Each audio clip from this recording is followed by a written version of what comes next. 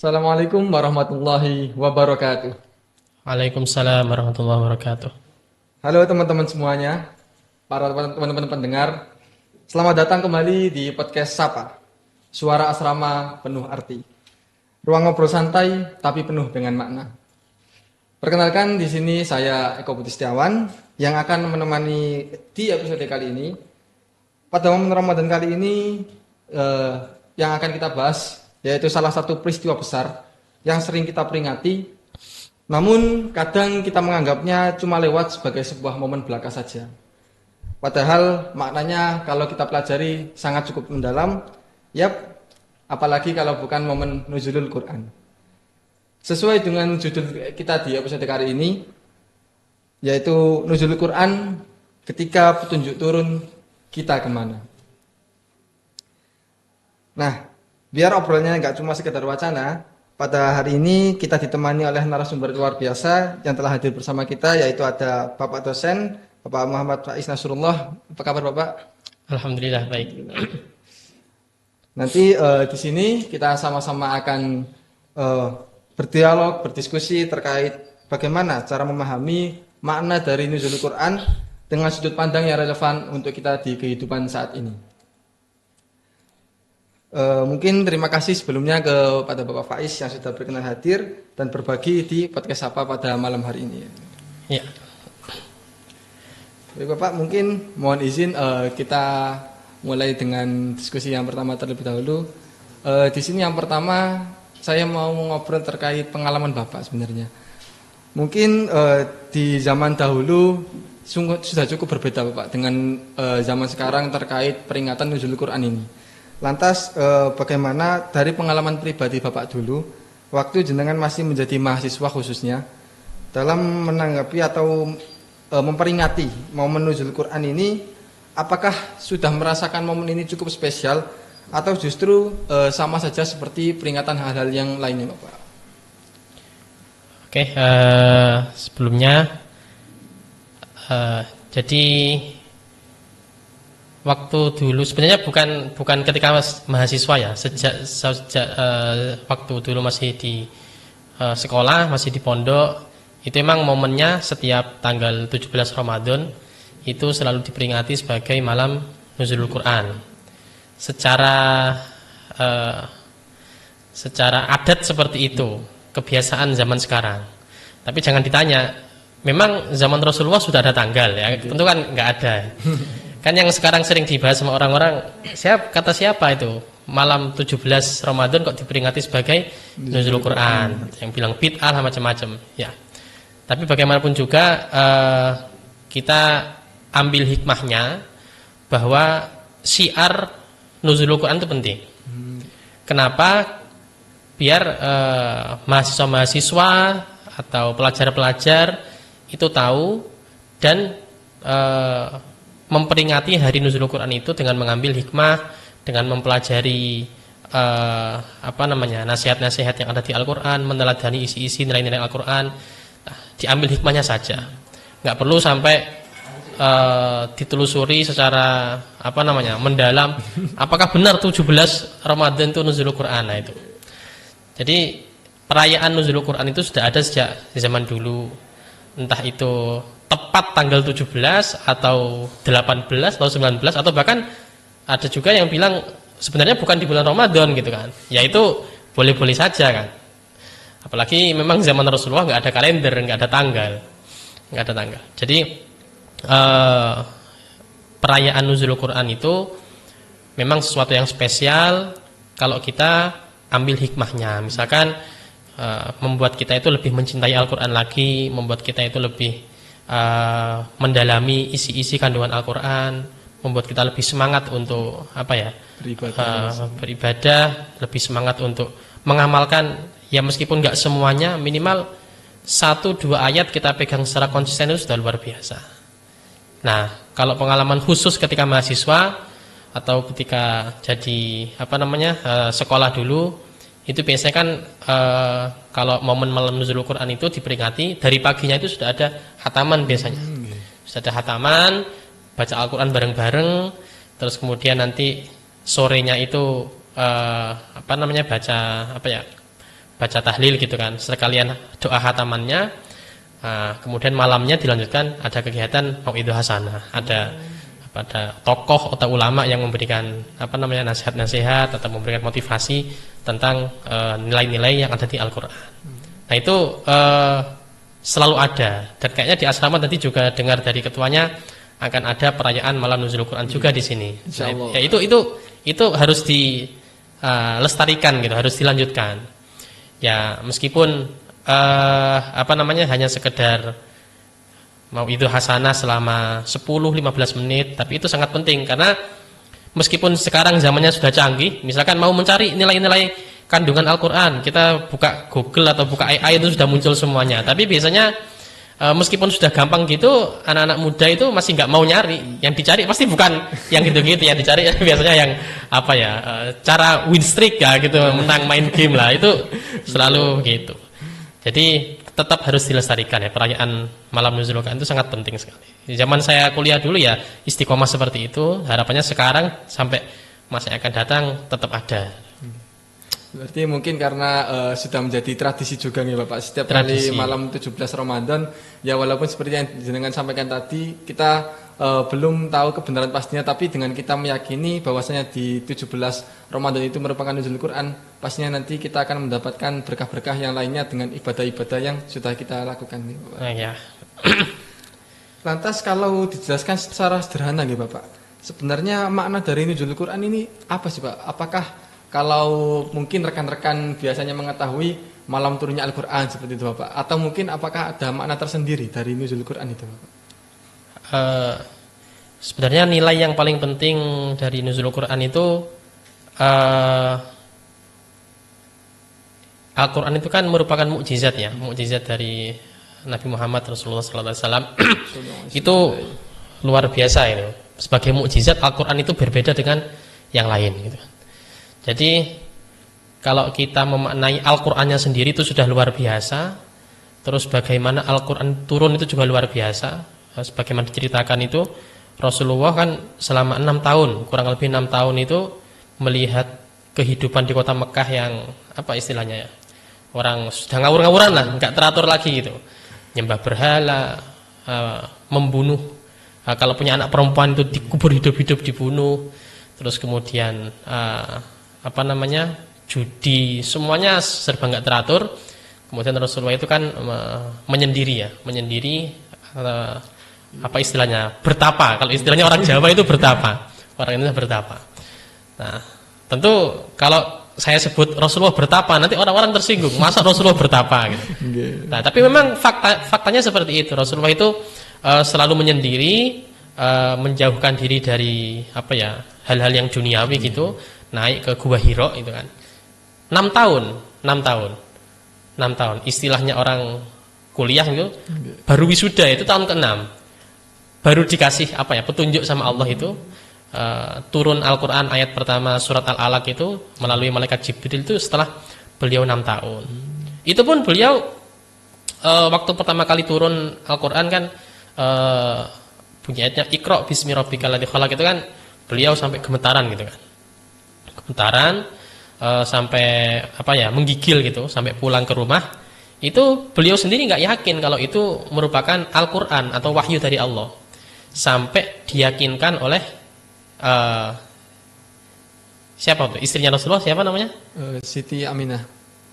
Siti Khadijah. Khadijah. Istri pertama. Karena istrinya kan banyak ya, lebih dari satu. Istri pertama itu Khadijah. Kalau Aminah tadi putrinya. Jadi Siti Khadijah itu meyakinkan Rasulullah bahwa beliau itu mendapat wahyu gitu. Itu bukan bisikan-bisikan orang nggak jelas, apalagi sampai itu kamu diprank sama teman kamu, nggak ada. Itu benar yang bilang Iqra itu ya itu malaikat Jibril itu firman Allah, itu wahyu pertama kali yang diturunkan pada Rasulullah. Itu kan itu peran perempuan itu sangat gini aja, andaikan waktu itu Siti Khadijah tidak meyakinkan Rasulullah bahwa itu merupakan wahyu, mungkin sampai sekarang pun kita nggak tahu kalau itu wahyu kan. Berkat Siti Khadijah itu meyakinkan Rasulullah, membuat Rasulullah kuat, Akhirnya sampai Islam bisa berkembang sampai saat ini. Ada peran perempuan di situ.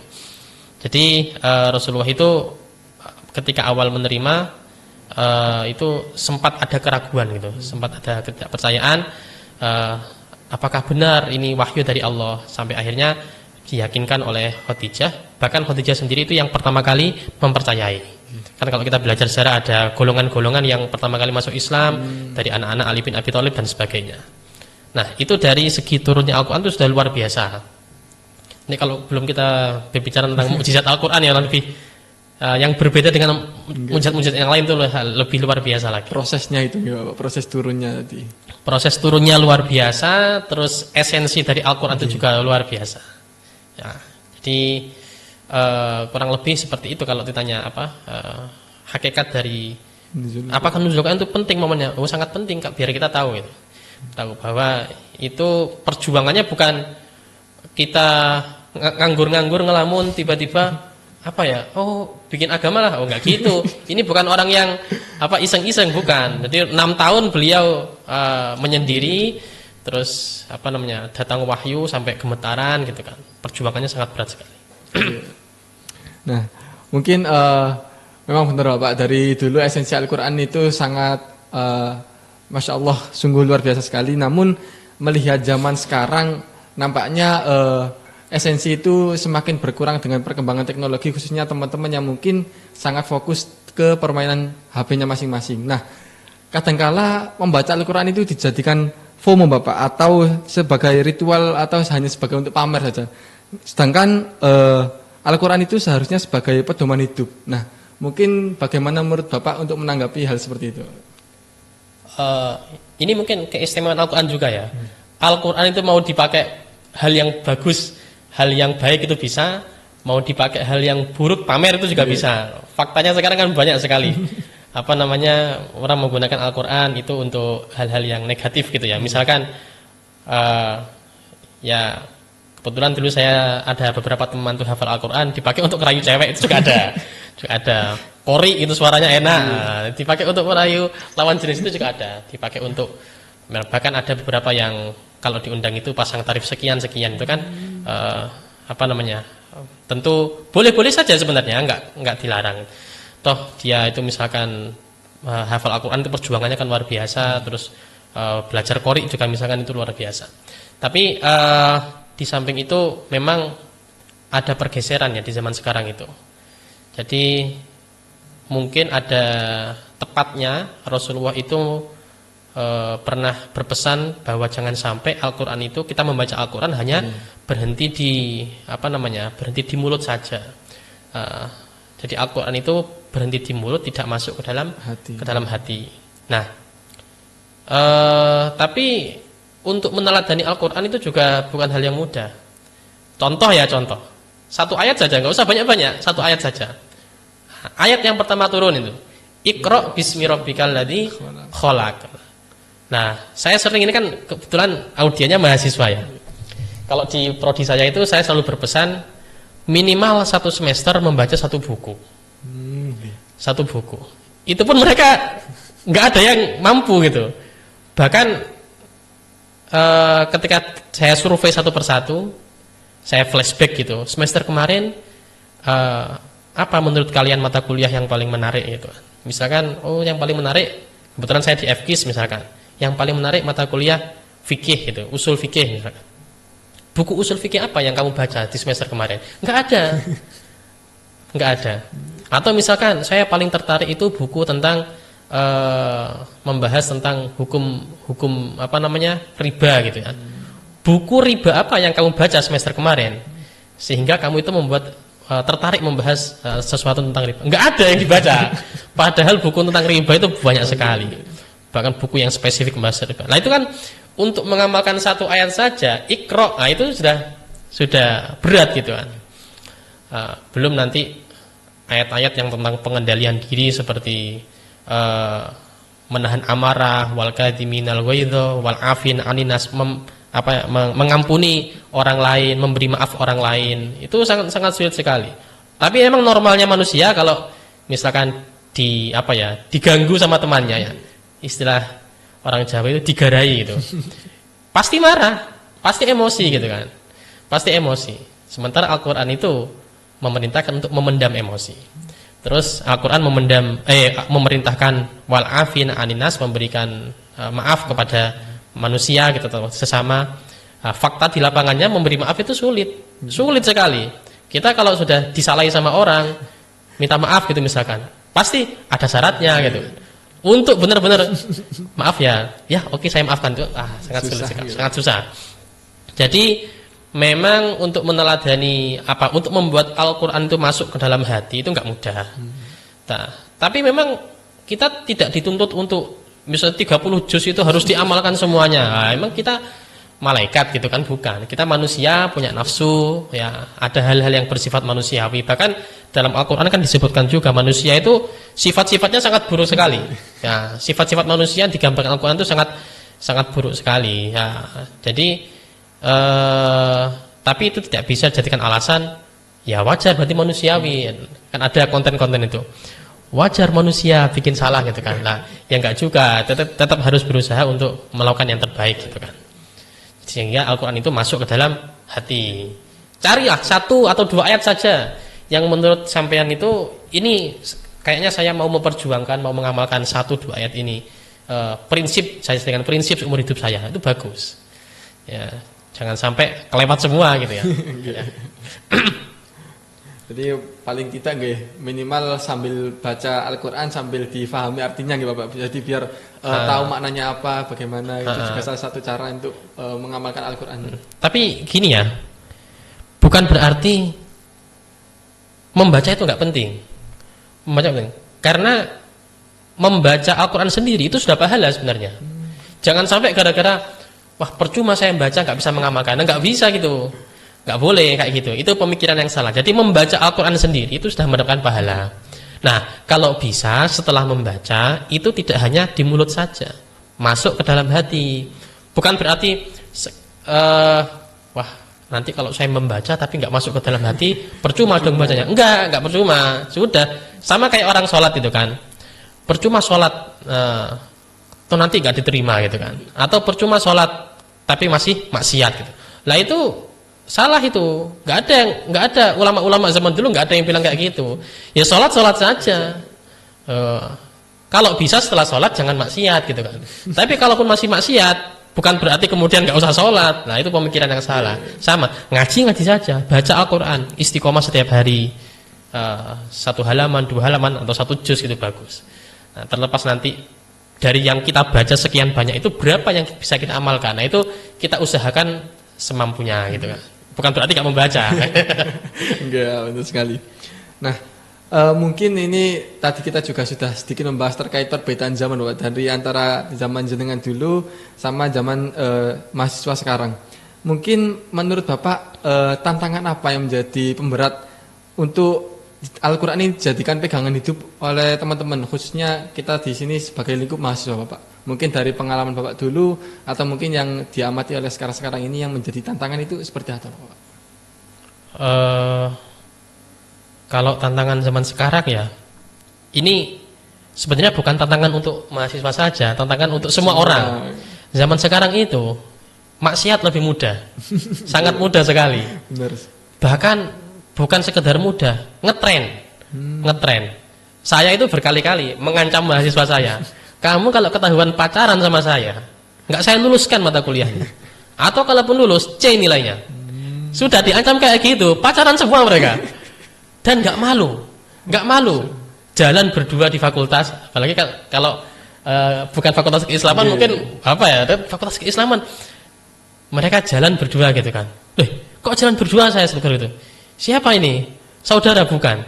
Masih keluarga bukan? Kok jalan berdua terus? Tadi boncengan juga naik motor gitu kan. Ketahuan saya. Nah, mereka jujur gitu. Jujur. Ini pacar saya gitu. Aduh, kacau anak-anak ini.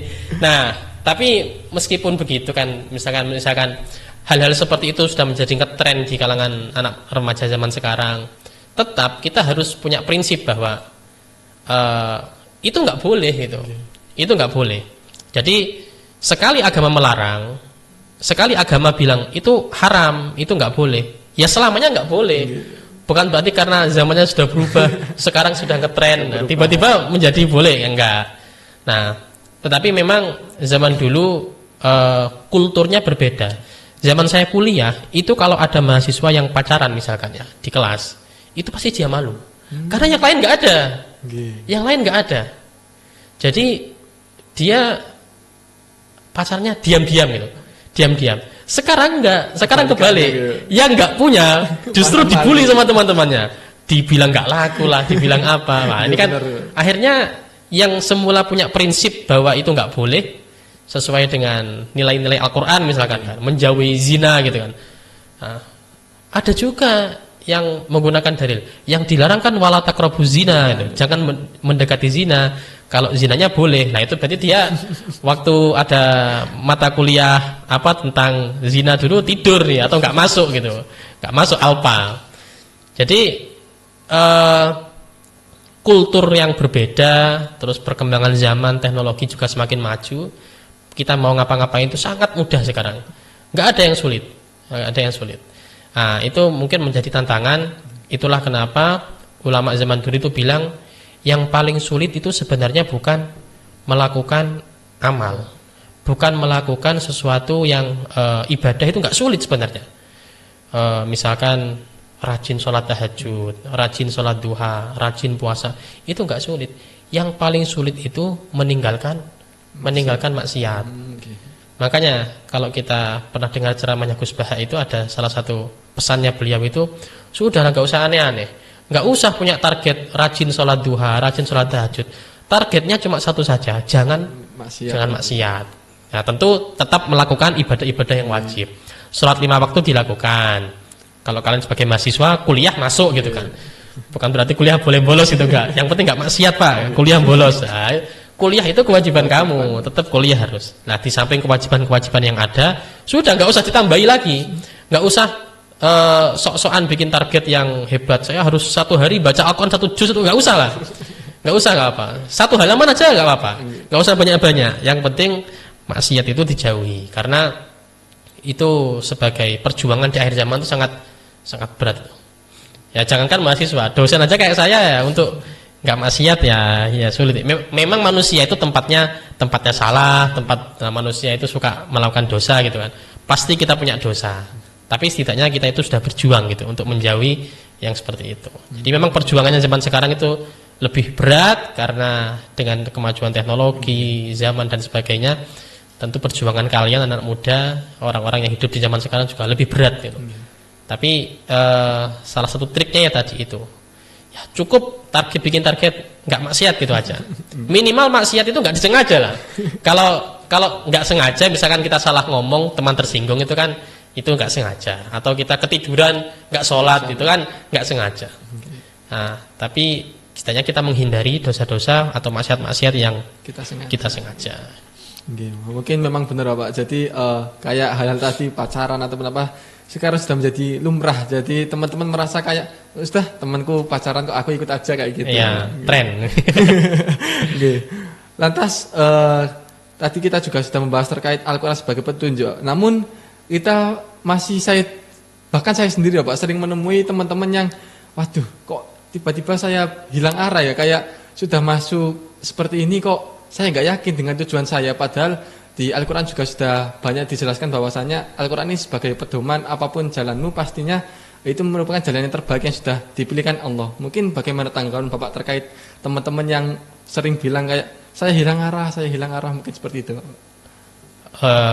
Ya, jadi sebenarnya kalau dalam Islam ya, di Al-Quran juga disebutkan bahwa perintah yang paling penting, yang paling utama itu adalah sholat. Saya beberapa waktu yang lalu itu kan menerima konseling dari mahasiswa juga. Itu dia curhat, saya lupa namanya. Ada beberapa sesi itu, ada 2 atau 3 sesi itu mahasiswa yang berbeda ya. Itu dia bilang sudah tidak ada semangat untuk kuliah gitu kan. Bahkan ada satu itu yang dia kayak nggak semangat hidup. Tapi nggak sampai pengen bunuh diri. Cuma dia itu down gitu. Kayak hidup ini ngapain gitu kan? Kuliah ini untuk apa gitu? Saya tanyai, orang tua kamu di rumah kerja apa? Ternyata orang tuanya lumayan kaya gitu. Jadi misalkan dia nggak kuliah pun nanti melanjutkan usaha orang tuanya itu ya bisa gitu. Nah itu ternyata yang bermasalah itu ketika saya tanya mereka jarang sholat. Nah, bahkan ada yang saya tanya itu dia itu sholatnya seminggu sekali ketika sholat Jumat saja. Ketika sholat Jumat itu pun tujuannya bukan apa, karena seru katanya. Setelah sholat itu ada pembagian nasi biasanya. Itu seru kata dia. Ada serunya. Nah, sementara kalau sholat yang lain itu setelah sholat nggak ada pembagian nasi. Nah itu sangat sangat jauh dari nilai-nilai Al-Quran. Karena memang dalam hadis kan juga disebutkan as-sholatu imaduddin. Sholat itu tiangnya agama. Tiangnya agama. Jadi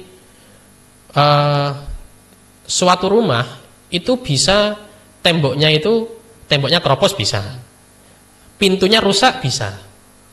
Maksudnya rumah itu tetap bisa berdiri meskipun pintunya rusak, meskipun temboknya itu kotor misalkan, atau temboknya itu rontok sebagian, atau misalkan furnitur di dalamnya itu nggak lengkap, rusak gitu. Itu rumah masih kokoh. Tetapi kalau tiangnya itu sudah roboh, itu rumah nggak bisa berdiri, hancur. Begitupun manusia. Jadi orang Islam itu tiangnya agama. Kalau dia sudah tiangnya itu sholat, tiangnya orang yang beragama Islam itu sholat. Kalau dia sudah nggak melakukan sholat atau sholatnya jarang-jarang, bolong-bolong, itu tinggal nunggu waktu, pasti hilang arah. Nah, kalau ingin balik, nanti caranya gimana? Sholatnya dulu perbaiki. Setelah sholat diperbaiki, yang wajib-wajib saja 5 waktu itu diperbaiki. Nah, itu terbukti ketika saya konseling itu, kan setelah 2 minggu ada sesi lanjutan. Saya tanya, gimana, sudah mulai sholat? Iya Pak, saya sudah mulai mencoba, sehari sekali lah minimal, kata dia. Oke lah, nggak apa, saya nggak menjustis, saya nggak bilang, loh kan 5 kali, kamu itu dosa, nggak bilang kita, dia malah lari. Jadi saya bilang, oke, kamu sholat sehari sekali nggak apa-apa. Biasanya sholat apa? Ya biasanya sholat duhur, karena bareng sama teman-teman break kuliah kan, teman-teman yang lain sholat, dia ikut gitu kan. Kadang asar juga, kadang maghrib, ya terserah dia lah. Yang penting sehari minimal sekali. Gimana, sudah mulai menemukan arah hidupnya? Ya ini sudah termotivasi lagi. Tiba-tiba motivasi itu kan bukan datang dari orang lain sebenarnya. Mau dia motivator ulung se-internasional menasehati kamu, kalau kamu nggak termotivasi sendiri nggak mungkin bisa. Nah itu kan murni dari Allah itu. Ya perbaiki sholatnya, nanti insya Allah pelan-pelan itu akan arah itu sudah sendiri, akan baik dengan sendirinya.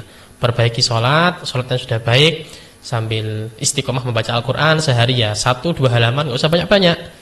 Habis maghrib 1 halaman gitu, itu sudah bagus sekali. Nanti otomatis yang lain akan tertata sendiri. Ya.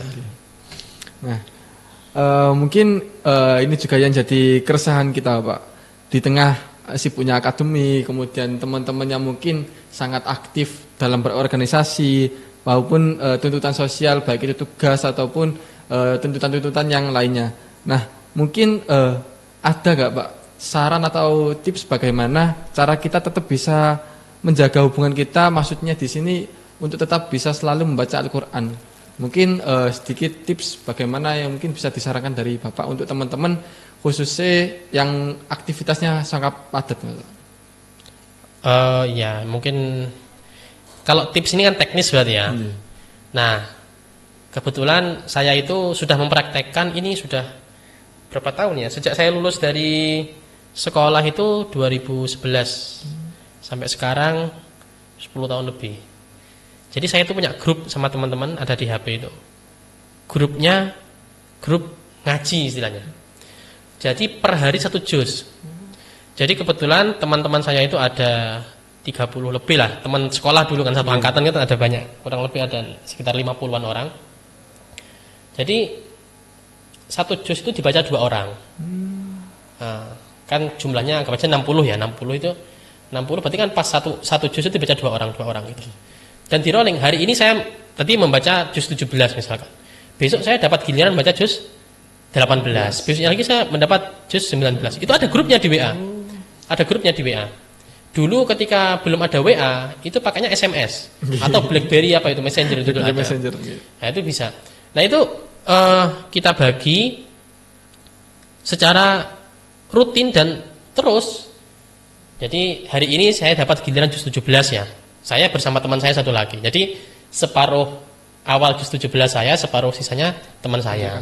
Itu kan nggak banyak sebenarnya. Kalau dalam Al-Qur'an yang Mushaf Utsmani itu satu juz itu kan 20 halaman. Jadi kalau dibagi berdua 10 halaman saya kira pagi 5, sore 5 itu teknisnya seperti itu, tapi kalau praktek di lapangan biasanya ya kalau mahasiswa itu di sela-sela kuliah sambil nunggu dosen atau sambil nunggu apa dibaca satu halaman, cicil satu halaman. Saya kira sehari 10 memang agak berat, tapi kalau komitmen bisa. Atau mulainya jangan 10 halaman lah, mulai dulu 2-3 halaman itu sudah bagus. Yang penting komitmen setelah sholat, apalagi sekarang di zaman canggih ini kan Al-Qur'annya kan setelah sholat nggak perlu berdiri ngambil Al-Qur'an, nggak perlu, cukup buka HP aplikasi Al-Qur'an baca. Makanya kalau di FKIS itu biasanya saya ngecek, saya pastikan setiap mahasiswa harus terinstall aplikasi Al-Qur'an di HP-nya. Al-Qur'an di HP-nya. Dibaca nggak dibaca harus terinstall. Saya suruh. Ada aplikasi Al-Qur'an nggak install sekarang gitu kan. Supaya apa? Supaya sewaktu-waktu dia nganggur atau apa nunggu kendaraan lah atau nunggu dosen, nunggu janjian sama temannya, baca satu halaman. Itu kan gampang sekali. Jadi sangat mudah sebenarnya, canggih sekarang.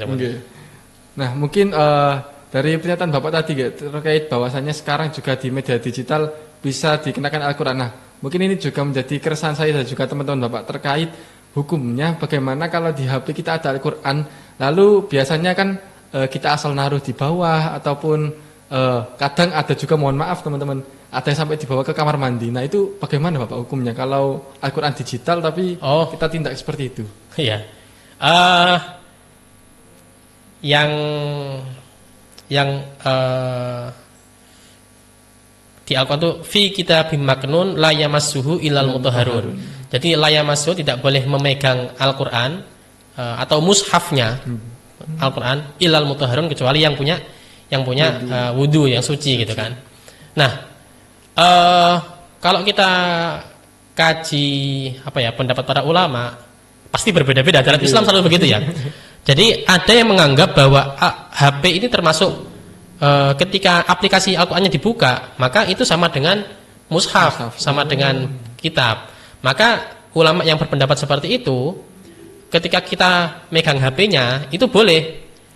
Yang penting Al-Qur'annya ya, kita misalkan nggak punya wudu ini ya, nggak punya wudu, boleh pegang Al-Qur'an meskipun ada aplikasi Al-Qur'annya boleh. Tapi ketika kita mengeklik aplikasi dan terbuka tulisan Al-Qur'an, harus dalam keadaan punya wudu. Jadi ulama yang menganggap HP itu bisa disamakan dengan mushaf, itu nggak sampai misalkan jadi HP, kalau megang HP harus punya wudu, nggak sampai seperti itu. Yang harus punya wudu ketika mengeklik aplikasinya. Tetapi banyak juga ulama yang berpendapat bahwa HP itu tidak bisa disamakan dengan mushaf. Jadi ketika membuka aplikasi Al-Qur'an tanpa wudu pun boleh. Kalau terkait boleh nggak dibawa ke WC, ya itu agak lain ya. Kalau misalkan sambil buang air besar sambil buka aplikasi Al-Qur'an, ngapain nggak begitu? Bawa HP ke kamar mandi itu sudah aneh, apalagi bawa HP ke kamar mandi buka aplikasi Al-Qur'an. Wah, itu double anehnya itu. Tapi memang saya lihat zaman sekarang itu orang kamar mandi bawa HP gitu kan. Itu ya sudah biasa ya, di mana-mana sudah ya, konten-konten itu sudah. Tapi ya jangan buka Al-Qur'an lah, jangan buka Al-Qur'an juga gitu loh. Mungkin kamu buka apa yang baca-baca artikel atau baca komik atau baca apa, boleh-boleh saja, tapi jangan baca Al-Qur'an. Nah, jadi mungkin itu ya, jadi boleh-boleh saja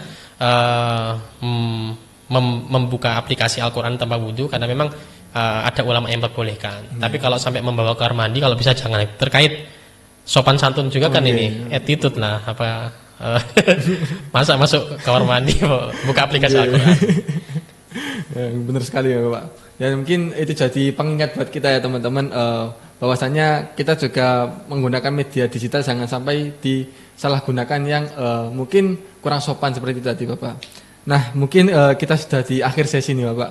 sebagai penutup mungkin apakah ada kalimat atau pesan singkat yang mungkin bisa Bapak sampaikan ke teman-teman pemirsa yang lain terkait momen nuzulul Quran ini, Bapak? Oke, ini mungkin untuk mahasiswa ya, spesifik mahasiswa karena audien ini lebih banyak mahasiswa. Jadi ada di surat apa itu ya?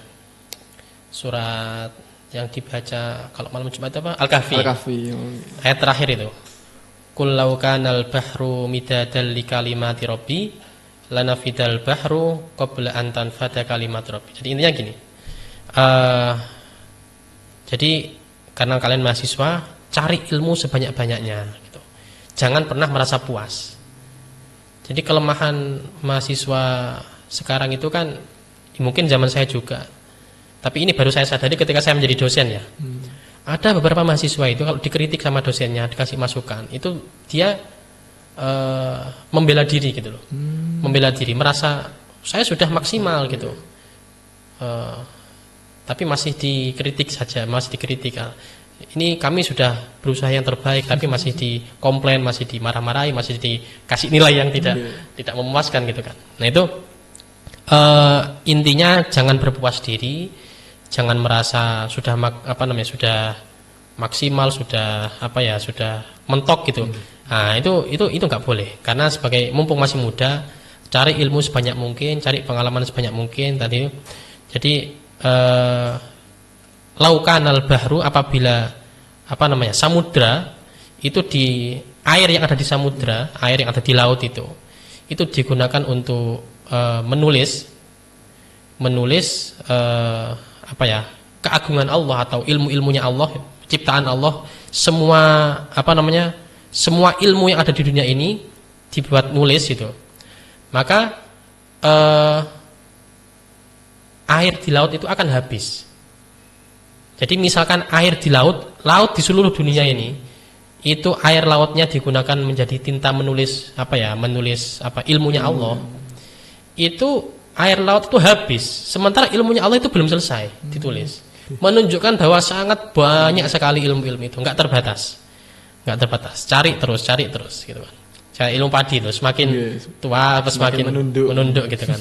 Bukan semakin merasa hebat, bukan semakin merasa pintar gitu, enggak.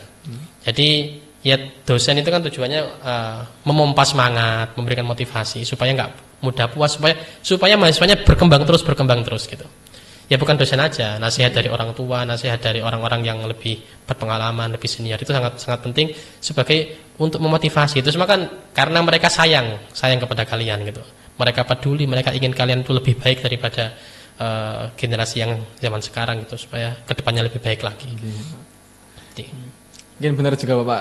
Saya juga teringat kata dosen saya kemarin, bahwasanya semakin orang tahu ilmu itu pasti akan semakin kelihatan kebodohannya. Karena apa? Karena dia akan selalu semakin giat untuk mencari ilmu itu, Bapak. Jadi semakin aktif, pasti semakin dia tahu, semakin dia cari tahu apa itu ilmu-ilmu yang lain. Nah, mungkin cukup itu Bapak obrolan kita yang cukup panjang pada malam hari ini.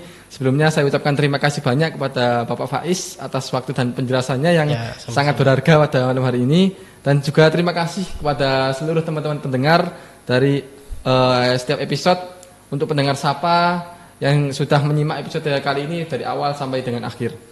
Semoga obrolan hari ini bisa menjadi pengingat khususnya bagi kita semua, agar di tengah-tengah kesibukan kita tetap memberikan waktu, memberikan sedikit luang waktu kita untuk memberikan harapan dan juga beribadah khususnya kepada Allah Subhanahu wa taala, baik itu melalui sholat maupun membaca Al-Qur'an. Mungkin cukup itu saja di sini. Saya Eko Budi Setiawan pamit undur diri, sampai bertemu di episode Sapa berikutnya. Saya akhiri, assalamualaikum warahmatullahi wabarakatuh. Waalaikumsalam warahmatullahi wabarakatuh.